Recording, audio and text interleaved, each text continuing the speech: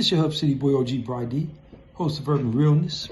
Hit that subscribe button, that like button, that notification button, and that share button. So, I'm doing some videos telling about my life, but I'm not glorifying it. I'm saying it with humor now in retrospect, but it really is crazy. So, what I'm gonna share as a gang prevention deterrent to you youngsters who think it's all fine and dandy. I wake up with them in me every day. So what I'm getting to, them damn bullets. So one night, it's 1988. Me and my homeboy Big Crazy, we doing what we do. So I used to drink then, I don't drink now. And I've been drinking that gin and Super Socko. That was a drink they used to have, gin and juice. If you heard Snoop make the song, gin and juice, that's really what it's pertaining to. So I got a Magnum on me, firearm Magnum, not this long too. And a car pulled up. So one way Big Crazy say, man, don't walk up to that car. I can remember like yesterday what I had on. I had on a black or white and blue sleeve and black shirt that said BK right here for British Knights. I had on some blue khakis. So I walk up to the car like a damn fool. So me and the dude exchange words. Then next thing I know, he boom, shoot me in the stomach. I'm like, ooh, felt like a mule kicked me. So I back up, I'm trying to pull I've never been kicked by a mule, but I'm just saying that's what it felt like. I got kicked in the stomach by a horse or something, or a mule or something. So I back up and I trying to pull my firearm out, he hit me again, boom. I'm like, ooh, I get off, boom, boom, boom. And he get off, boom, again. I'm like, ooh, I get off again, boom. And he skirt, pull out. And so I turned to Crazy, I said, man, help me, I'm hit bad. So my boy Crazy picked me up, he invited me up on 119th Street. And I'm reloading the gun, and the dudes come up the street. Man, what's up? What was all that shooting? It was too cool from 1180 East Coast. So I'm like, cuz, I just got shot, that was me. And he's like, all right. And he got me to the hospital. So, well, he got me a ride to the hospital. And it's crazy because he kept saying, man, let me get the gun, let me get the gun. I'm like, no, I'm not giving you this gun. I'm not giving you this gun. No, no, no, no. I think I ended up giving the gun to my way Crazy, give me the car to the hospital. But instead of going to the hospital to show you how my mind was, I stopped by a chick house, right? And tell her what's up, woo. She's like, oh my God, you're shot up. But I'm with the Raymonds now, I'm with Moon Baby from Raymond. And he's like, man, you gotta go to the hospital, man. You got holes in your stomach. I'm like, yeah, I'm gonna get there, I'm gonna get there, I'm gonna get there. But I want to holler at this chick first. So I hollered at the chick and I go to the hospital.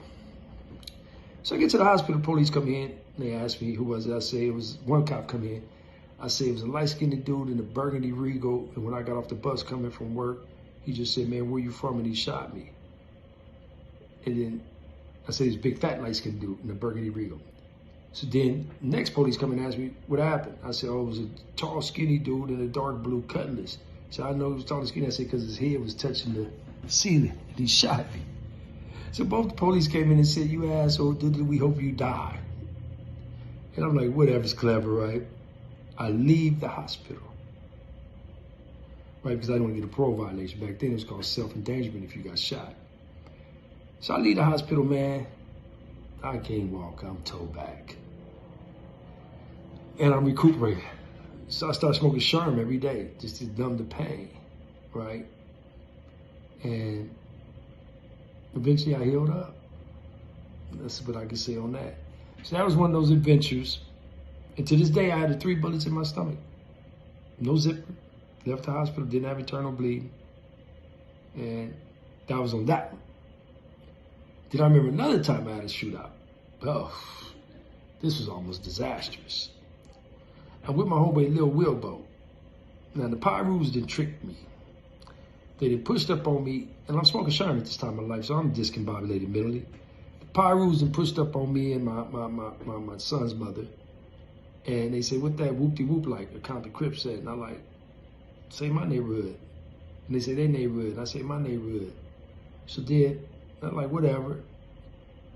And so my son's mother said, you didn't hear what they just said? I said, yeah, I heard what they said. She said, no, they said, fuck that blood, we got one.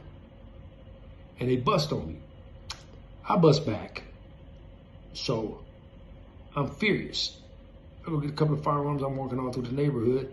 But I'm so out of my mind off this PCP that I'm walking through these other Compton Crips hood looking for their homeboys. So the next day, my homeboy, Lil Wilbo, he pulled up. We chilling for the day. And he's like, take me to the neighborhood. Now, I got a stick, Honda Accord. I don't know, he ain't never knew how to drive a stick. So I tell him, I say, okay, I'm going to take you in a couple of hours if that's cool with you. He said, yeah. I said, but when we push the whoop-de-whoop hood, if I see them hanging out, homie, I'm going to give it to him. He's like, all right. I don't know, he must thought I was playing. He was fresh out of YTS, right? So I was like, all right. So a couple of hours go by, they like take me to the neighborhood or whatever, right? I'm like, all right, come on, let's go. So when we push, I intentionally go through these dudes' neighborhood and I see them hanging out. It's like 2 o'clock in the afternoon. I got a 32-shot Ruger. So I jump out. I'm counting my bullets now. I'm giving it to them. Bop, bop, bop, bop, bop, bop, bop. And they behind a tree.